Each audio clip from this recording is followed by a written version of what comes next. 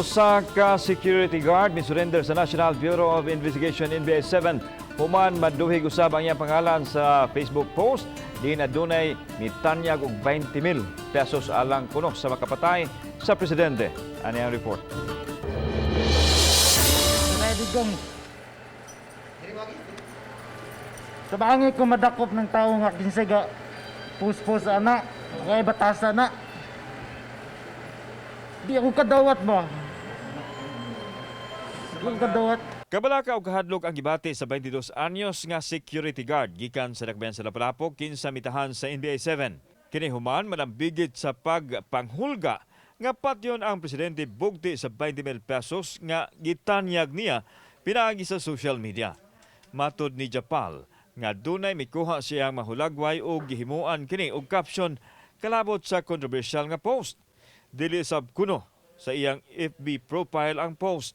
Suma niya nga dili niya mahimo ang pagtinguha sa kalautan sa presidente kay usa siya sa mga supporters nini.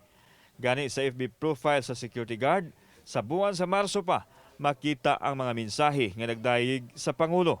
Ang ari ko tungod kay ngayo ko katahuran nga ang ari ko dili kay nga ingon nga ako'y nagpus ana dili. Ang ari ko tungod kay kanang limpyohon ako akong kaugalingon tungod wa ko gapos ana, wa ko kabuhat ana. Bisag lang taon dito akong post sa mga gamit nako nga account.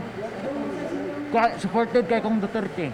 Buot niyang malimpyuhan ang iyahang pangalan busa nagpatimaw siya sa NBI. I-validate pa usab sa NBI ang pamahayag ni Japal. Ang stand sa NBI natay particular law which penalizes this kind of criminal acts, inciting to sedition.